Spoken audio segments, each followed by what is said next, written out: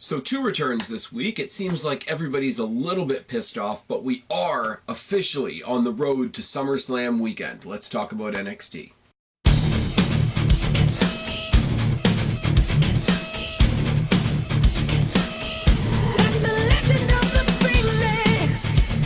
What's going on, everybody? It's your buddy, it's your pal, Past Phoenix, the YWC Reality Check here with your July 17th, 2019 NXT review.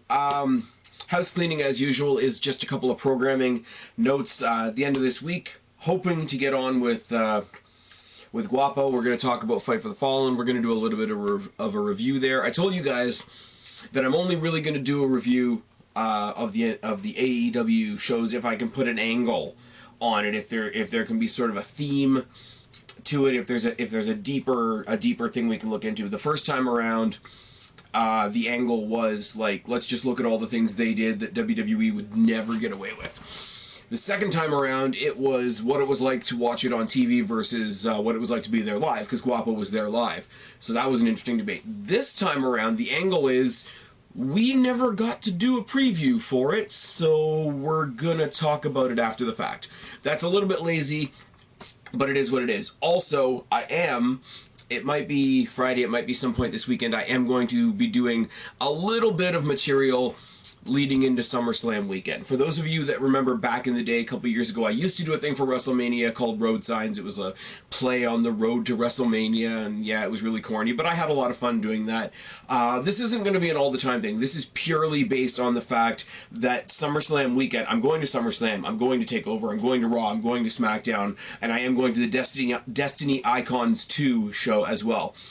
So if you factor in the NXT taping and the 205 Live taping, I'm going to be seeing 7 wrestling shows in 5 days, and I'm hyped about that. Not saying that everything's going to be fantastic. There's already a couple of things that I don't agree with. So with that in mind, and with Extreme Rules firmly in our rearview mirror, I am going to do a little bit of material leading. It's going to be similar to Road Signs. It's going to be sort of a build-up type thing, just like, hey, here's the matches we have so far. I am still going to do proper Get Hyped videos for TakeOver, for SummerSlam.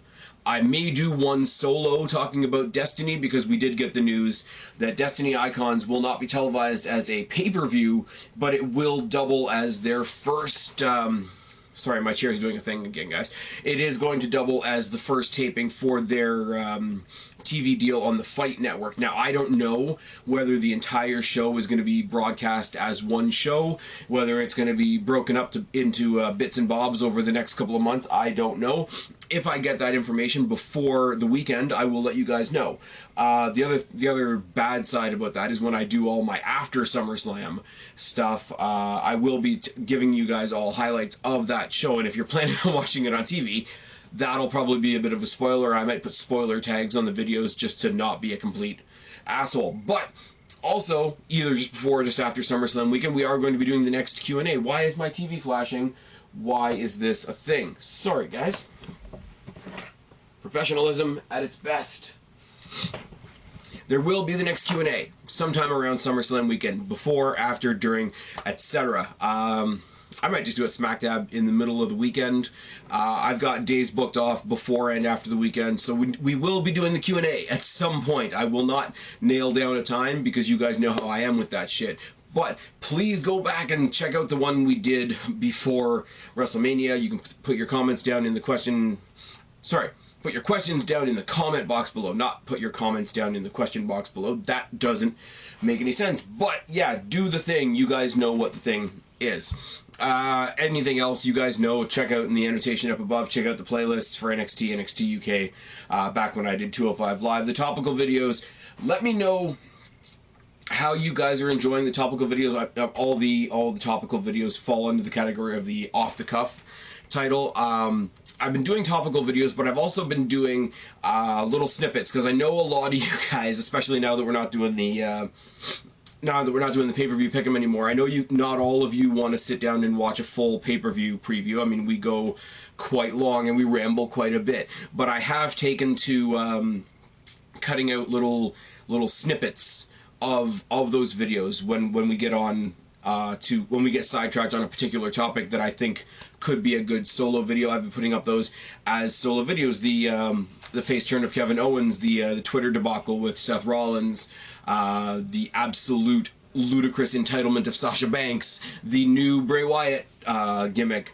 All of those have been videos that I put up that have been snippets from these larger collaborative videos, and I would really love to know at some point how you guys are enjoying that idea. It's definitely an idea that I blatantly ripped off of Good Mic Work, and I will not pretend otherwise. But the comment sections are pretty quiet, so I mean, no news is good news, but good news is better. That's about it. We're going to go through very quickly because not much happened on NXT UK this week. We had Eichner and Barthel from Imperium taking on Tyson T-Bone and Aldous Huxley. I can't pronounce his name properly for the life of me. Imperium are the ones getting the push right now. T-Bone and Huxley haven't really done anything, so Imperium win. Is anybody surprised? This match was really just an excuse to talk about how Imperium are dominant. Eichner, Barthel, Walter, and of course their new member, Alexander Wolf, whose teammate had a great time later on tonight. Travis Banks in the back cut a little bit of like an interview style promo about hitting the reset button after his loss to Walter. I mean, we didn't really think he was going to beat Walter, did we?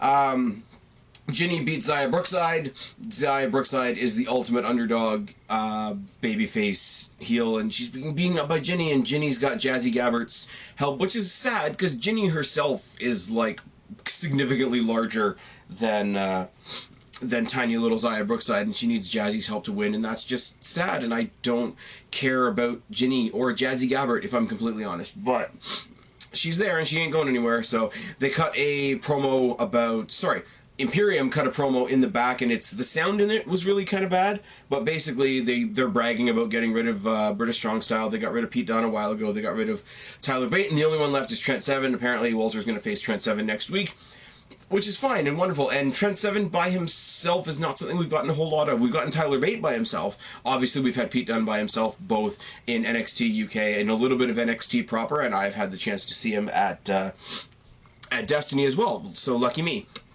But I'll be interested to see Trent Seven in a one-on-one scenario versus Walter. He's going to lose, like, that's a thing. But we go to another backstage area, and all the backstage areas are just like trailers because they're still at the concert series. I don't know how long these tapings went for. I'm not going to lie. Joe Coffey calls out Dave Mastiff. That's going to be a hell of a match whenever it happens. I hope they save it for TakeOver Cardiff. Speaking of TakeOver Cardiff, Tony Storm and Kaylee Ray is made official for NXT UK TakeOver Cardiff, which is awesome. Next week we're getting a 6-woman tag, and they made it out to be the first ever 6-woman tag in NXT UK history, which isn't as big a deal as I think they think it is. But it's going to be Tony Storm, Piper Niven, and Xia Brookside, which is an amazing little team, versus Kaylee Ray, Ginny, and Jazzy Gabbert, and I care about one person on that team. Then we had Cassius Ohno versus Mark Andrews in the main event, and I don't care because it's Cassius Ohno, but at least Andrews got the win. So we moved some of the pieces around. We moved some pawns around the chessboard getting towards TakeOver, but there wasn't anything really on fire in this episode. I'm not gonna lie. I still like NXT UK. I still like this image that they've gotten being live at the concert series, and I can't even think it's the Download Festival, isn't it? They need to get back in an arena soon because it seems nothing's bad about it, but it feels like a vacation that has sort of overstayed its welcome. If that makes any sense at all. You might completely disagree. You might love the semi-outdoor vibe of it, but it's wearing a little thin, and it is getting a bit of a house show feel. I mean, NXT UK compared to NXT, compared to the main roster, etc., has a little bit of a house show feel to it anyway, which is kind of nice. It's endearing. It's part of its little kitsch. You don't need to add extra house show feeling to something that already has a house show feeling. That sounds like I'm being super negative. I'm really excited about TakeOver Cardiff. And yes, I know All Out is happening the same day. That's fine. TakeOver Cardiff in the afternoon, All Out in the evening. It's going to be a good day for wrestling fans in general. And if people could just get over that and remember that there's good shit happening And just if nothing else, if your WWE radar is going off, WWE's fucking with them, just go into that mindset that you put yourself in when you try to tell the world that NXT isn't a WWE product. You'll be fine. I'll be fine too. I need to check my camera though because it's flashing at me, and that's really, really annoying. So I'll be back in 1 minute. Technology is going to kill me. It really, really is. The thing is charged. There's nothing on the memory card. There's no reason it should have been flashing, but it was. You know what's not killing me though? Is NXT. Hey, there's a seamless transition right there. It started off with Matt Riddle versus Arturo Ruiz, and I really, really hope I'm pronouncing that correctly, or else I'm going to sound like a goon. Am I not? Both of them have MMA backgrounds, and moreover, Nalo even says he feels like he's in a bit of a time warp. He feels like he's about to call an MMA fight, which is good. But what it means is I don't really know how to take notes on this match. It was fun to watch. It was really, really fun to watch. Sorry. It's been really humid and really dry, and really humid and really dry, and it's gone back and forth, and it's done a number on my sinuses. It looks like I'm picking my nose, which is really, really gross and probably not good for TV. That's why I've always said close it down, minimize it, just treat this like a podcast. We'll all be great. Both men feel each other out with strikes, and there's some chain wrestling to follow. Grounded sleeper by Ruiz, back to exchanging the strikes, and a dragon sleeper body scissor combination by Riddle, which gets reversed into a slam by Ruiz. A grounded front facelock by Ruiz, and they exchange some kicks once Riddle gets out. Mounted shots by Ruiz and a double leg takedown, running knee by Riddle, and some mounted strikes. And the mounted strikes go so far that the referee calls for a stoppage. They want to get that MMA feel so bad that they went actually to a ref stoppage of the match. Riddle gets the win. Ruiz, for somebody that I don't know much about, and I know he's been on TV before because I recognize him. I couldn't tell you who he is, was, used to be, whatever the case may be. Made a really good showing of himself here, and I mean it's a Matt Riddle match, and I don't think Matt Riddle's going to lose a match for a long, long, long time. But and it's what we say about the NXT squash matches in general is they don't really have squash matches because nobody really looks that bad unless it's like actual real jobber local talent like whoever we pulled off the street type people. Nobody really looks that bad. But Ruiz had a hell of a showing here. Matt Riddle being the one that I know obviously allowed him to look that good, so shots to Matt Riddle as well. But Matt Riddle does not get a chance to celebrate because he's jumped by somebody in the ring with the hood and the mask on, and then the whole is all dressed in black and the mysterious man, all that kind of thing. Takes the hood off, takes the mask off, keeps beating the fuck out of him, and you wouldn't know.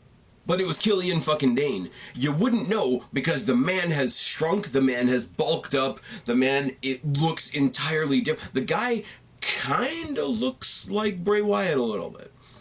With the sleeveless t-shirt and the jeans and whatever, and he's not in the, I don't know what you call that, when they have the bigger wrestlers and they have like the wrestling tights, but then they have that fucked up looking little loincloth thing that they make them all wear. The Ascension wore them, what's his name? Big fucker from Viking Raider Warrior Experience. Whereas when KILLIAN DAIN used to wear one, it's just that weird looking little flap thing that doesn't do anything for anybody. I was going to say Nyla Rose wears one, but that's opening up a whole kettle of fish that we don't really want to get into. The point being, KILLIAN DAIN is back. KILLIAN DAIN is beating the absolute fuck out of Matt Riddle. You know, crossfaces and straight punches and brawling all around the ring, brawling all the way up the ramp. Hits him with so many running sentons in the ring, outside the ring, going up the ramp, on the stage, and the very last one puts Matt Riddle through the stage. This is fucking fantastic, and as I say, you wouldn't have known it was KILLIAN DAIN until he took the mask off because he didn't look anything like the KILLIAN DAIN we are familiar with. There's one or two fuckers in the crowd that sounded really drunk that were chanting "shave your back" at him like they used to do to Prince Albert back in the day, and I literally wanted to reach into my TV and like just, you know, do something. I'm not gonna smack them, but I wouldn't because if they're drunk they'd probably kick the shit out of me, would they not? But it's just like, you don't need to do that. You really don't.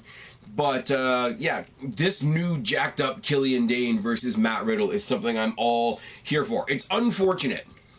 It really is. And here's my AEW reference for the night. Cody Rhodes versus Darby Allin back at Fyter Fest was amazing. Because I knew who Cody Rhodes was. I had no idea who Darby Allin was. Both men did their job completely. Because at the end of that match, I knew exactly who the fuck Darby Allin was. Also, check out the Chris Van Vliet, I think I'm pronouncing that correctly, interview with Darby Allin. I listened to that today on the way home from work. Really, really cool deep dive into that guy for somebody that I'm not really that familiar with. Anyways, my point being is nobody remembers that match, even the wicked coffin drop that he did, because after the match you had the stuff with you know, the perfect transplant, Sean Spears coming down and cracking Cody Rhodes over the head hard way with a chair. So that's the ending moment. So Darby Allin sort of fell into the shadow a little bit. He even mentions it on the interview that that's a bit shit, because it is.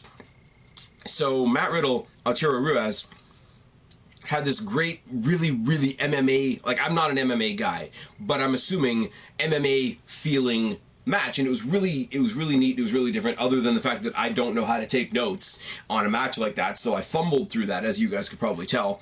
But with the beatdown of KILLIAN DAIN, Arturo Ruiz, for the great match that he had, is completely in the shadow now, because clearly we're getting Matt Riddle versus KILLIAN DAIN at some point, hopefully in Toronto. Can you hear me? I'm gonna be there. I would like to see this match. And I don't want it to be on the NXT that they tape for the following week, because obviously I'm going to see that as well. But I would love to see this on the card. We've always talked about the pattern of takeovers being like one match. It used to be one match for each title because they only had 3. You had the tag titles, the women's title, the men's title. You had 5 matches, 3 title matches, and 2 quote-unquote other matches. For a while there, the other match was the UK title. For a while there, the other match became the North American Championship, but that still leaves you with one match that just is a match on its own. And this is a prime candidate for that. You want to reestablish who KILLIAN DAIN is. If you want to finally hand Matt Riddle a loss, do it here. Dude looks like a beast. Great way to re-debut him. He didn't overstay his welcome. He didn't pick up a mic and cut some big returning promo because he didn't need to, which was the point. And it just was fucking good. And then we went back to the lounge somewhere in the back. Street Profits doing a very special edition of Street Talk. They don't really talk that much about what they've been doing on the main roster, because what they've been doing on the main roster is kind of weird. Angelo Dawkins wants to play with Nikki. Totally with him on that. Other than that, them being on the main roster and just hanging out in the back is very strange. It's like they've been fast-tracked to catering. But they talk some shit about the Undisputed Era and how they don't deserve these titles anymore, and they don't want the smoke, which I think is a very stupid expression, but they make it work in some way, shape, or form. So we're probably going to see that at TakeOver, are we not? We see some footage taken from a fan's cell phone at a NXT house show where Mia Yim, as she is wont to do, pulls Marina Shafir out of her car and beats the shit out of her in the parking lot. That's wonderful. That is a proactive babyface that wants a title shot. It's like, okay, I'm going to work to get this title shot. I better take out all the things that are going to get in my way. Fantastic. Mia Yim can do no wrong, in my opinion. I mean, we're going to get to Io Shirai later on, but Mia Yim can do no wrong, in my opinion. And I like Shayna Baszler. I went from hating Shayna Baszler, like literally not wanting her on my TV, to thinking she's a great fucking champion. Mia Yim, in Toronto, because I'm going to be there, I'm going to be that obnoxious guy, Mia Yim can be the one to take the belt off her. That's not a problem at all. The breakout tournament continues with Dexter Lumis and Bronson Reed. Dexter is a creepy dude and basically comes out to horror movie music. That's his gimmick. I know he's somebody else in the indies. I didn't bother to look it up because I really don't care. Bronson Reed is a huge dude from Australia, and his pre-match promo makes a very good point. And he's like, oh, we talk so much about Japanese strong style and British strong style. What about Aussie strong style? Which is great, and it makes me think once again about my guys here at Destiny, because they not only use it as an expression, our champion uses it as an expression, but it's also on some of their merch, the Canadian strong style thing, which is really good. This was a weird match. Dexter Lumis is a strange dude in jeans and has the black gloves, which makes him look all devious and shit. Bronson Reed is just a big fucker that moves like he's not a big fucker. It's good. But, yeah, made me like Bronson Reed a lot. Made me not give a shit about Dexter Lumis one bit. Collar and double tap and a side headlock by Reed, and a shoulder tackle twice. Back elbow by Lumis, and a flipping senton to the outside. Flipping senton by somebody that tall was impressive. I'll give him that. Crossbody by Reed, throat shots by Loomis, mounted punches by Loomis, and kicks to the midsection. A neck vice by Loomis, a snap power slam by Reed that looked terrifying. A series of forearms by Reed, an overhead toss, an avalanche and a senton by Reed. I can speak. I swear. Turns it into a side slam by Loomis. A huge swanton by Loomis, misses. And I will not lie, because I am that asshole, I cackled out loud at that. Release side slam by Reed, and a snooker splash gets the win. Again, somebody the size of Bronson Reed moving the way he does, coming off the top rope onto you, is a terrifying prospect. NXT books big guys better than Vince McMahon. And to quote my friends at Wrestle Culture, if Vince McMahon can't book big men anymore, he's forgotten how to ride a bike. That's just a thing. Forgotten Sons confront Tyler Breeze backstage, and it's very cliche. Talks about how, you know, I'm starting to discover things are really different here now, and, you know, they're being all scary and grisly, and the place is run by real men. It's very, very, very cliche. And apparently we're going to get Tyler Breeze versus Jackson Riker at some point, and I think I know where this is going, but I'm not giving any spoilers. Moving on, we replay the 2 or 3 second return promo of Io Shirai from last week, out there looking hot as fuck, and we get the news that Io Shirai is going to face Kacy Catanzaro next week. Now, this is cool for 2 reasons. I like Kacy Catanzaro. There's a lot of people on social media right now that are saying they're so sick of hearing about Catanzaro and Ricochet. I've seen maybe 2 posts, and one of them was a clip from Ricochet's I don't know, they did a 360-24 thing on him, and of course she's going to be in that if they're a thing. I don't understand what people's problems is, but the unfortunate bit about this is she's tiny, she's relatively got no storyline going on right now other than she's a likable babyface that does some cool shit in the ring. Io Shirai is this awesome new monster heel that they're trying to work out, so Kacy Catanzaro is just really going to the gallows, isn't she? Kishida versus Apollo Cruz. I will say right now, go back in my topical videos, go back in the playlist up here. There will be a playlist for Off the Cuff. There's a video I did a little while ago, I think it was before the last takeover, saying why the return of Tyler Breeze and the Tyler Breeze versus Velveteen Dream match at TakeOver was so important. And basically, it opened the door to people moving backwards, because backwards isn't backwards anymore, because NXT is seen as being better than the main roster. But if it means that, you know, we have KILLIAN DAIN coming back, we have Tyler Breeze who's still here, we have Apollo Crews coming back, people that need a revamp, people that need some freshening up, people that just need to perform in front of an audience that actually appreciates them, that is a thing that exists in WWE now, and I think they really started that. I think they really started that with Tyler Breeze. I'm really having a trouble putting my thought together there. Now I know NXT early days, they had people like Natalya came and fought Charlotte, and that's fine. And you had Cesaro, and he had his rivalry with Sami Zayn. But those were not people from NXT that were coming home again. Tyler Breeze coming back to NXT is a homecoming. KILLIAN DAIN, who went up to the main roster and did nothing because I think they forgot sanity in catering for months at a time, coming back to NXT to the fans that know him and appreciate him, etc., is a homecoming. Apollo Crews, when that music hit, you heard the pop tonight and the huge welcome back chants. That's a homecoming. Like, homecomings can happen, and I think the success of the first one, how much people still gave a shit about Tyler Breeze after being locked into a comedy tag team on the main roster that didn't even have matches, just did skits in the back, and then people were immediately excited when he came back to fight Velveteen Dream. I don't think the importance of Tyler Breeze and his return and his match against Velveteen Dream a little while ago can be overstated. I think it's opened the door for stuff like this. It does only good things for Kishida, as we're going to talk about in a second. It only does good things for Apollo Crews as well. So let's just talk about that for a second. I have Apollo Crews in a tag team every single iteration of NXT or WWE 2K that I have him and Cedric Alexander as a tag team, and usually the tag team champions.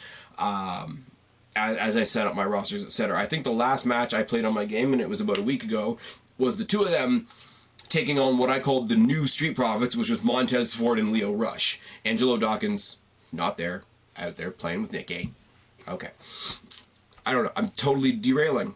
Why am I talking about a video game? Kishida versus Apollo Cruz. As I say, handshakes to start. Huge welcome back chance for Apollo Cruz, but then it goes back to a 50-50 Apollo Cruz Kishida chant from the crowd, which is really good. Kishida has been received, you know, talk about somebody coming back in Apollo Cruz. Somebody like Kishida, who apparently was a big deal on the Indies, apparently was a big deal in New Japan, but I don't watch the Indies really unless you're Destiny, and I don't watch New Japan. I mean, I should say, go check out the Evolve show from last weekend because my girl Shotzi Blackheart was on there. That's something we're going to talk about at a later date.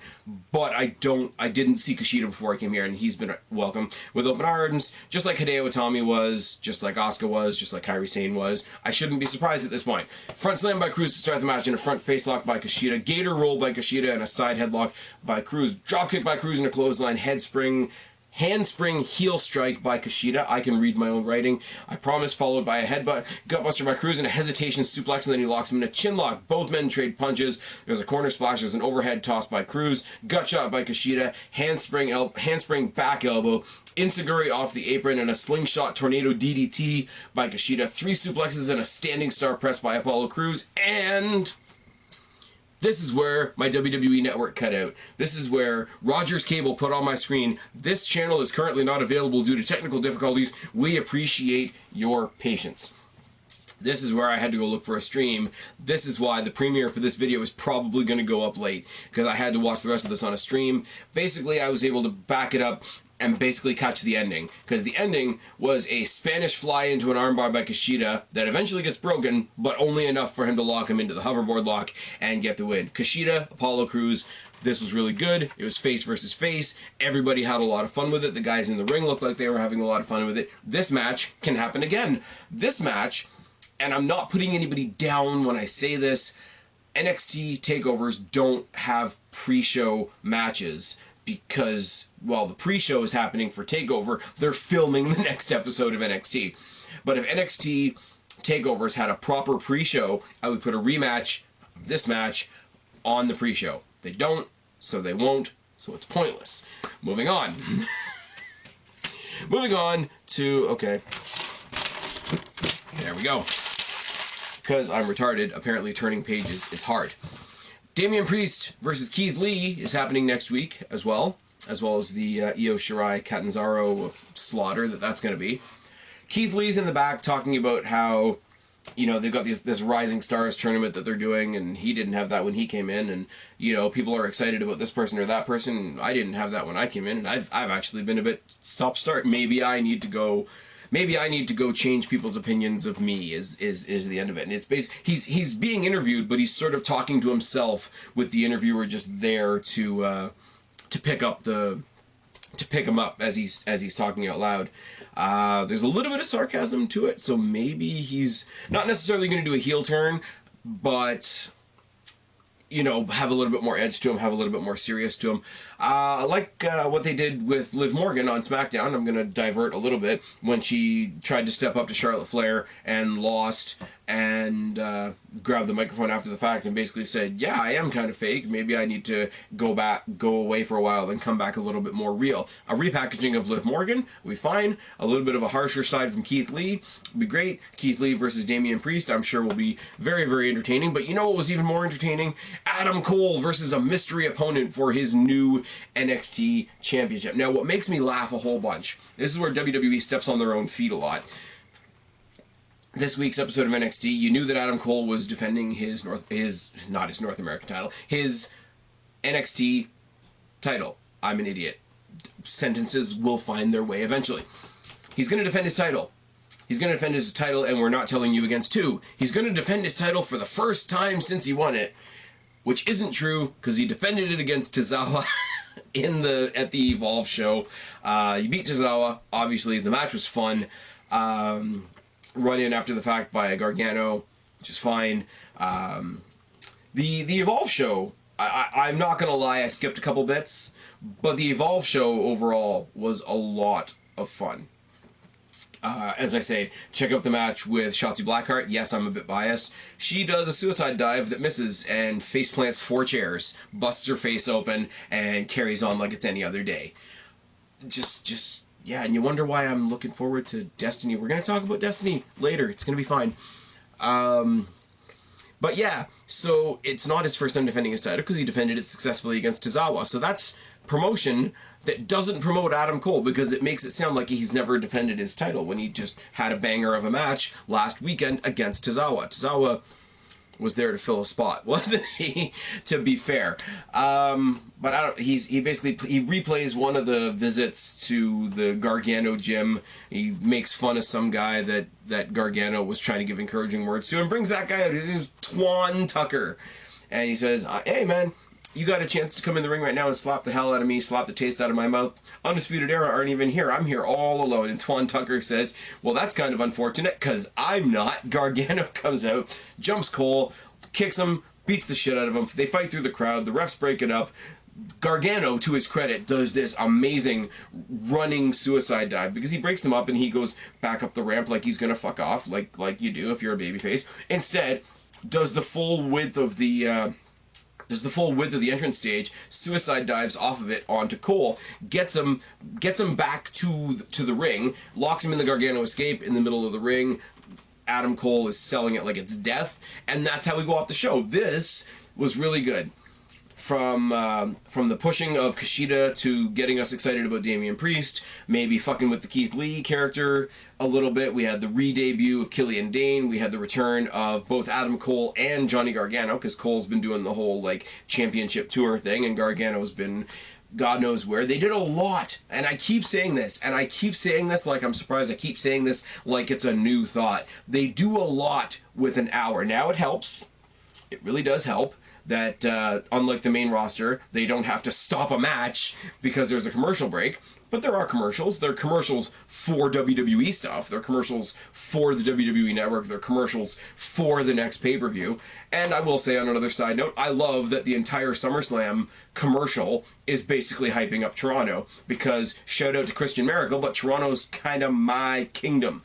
Moving on, next week we've got Catanzaro versus Shirai. We've got Priest versus Lee. I think we've got the next round of the breakout tournament. We're going to finally confirm some of these matches for TakeOver that I know about, but I'm not giving spoilers because I'm trying not to be a dick. This is a lot of fun. We are headed to SummerSlam. We are headed to TakeOver. We are headed to, well, we're headed to me going to Icons 2.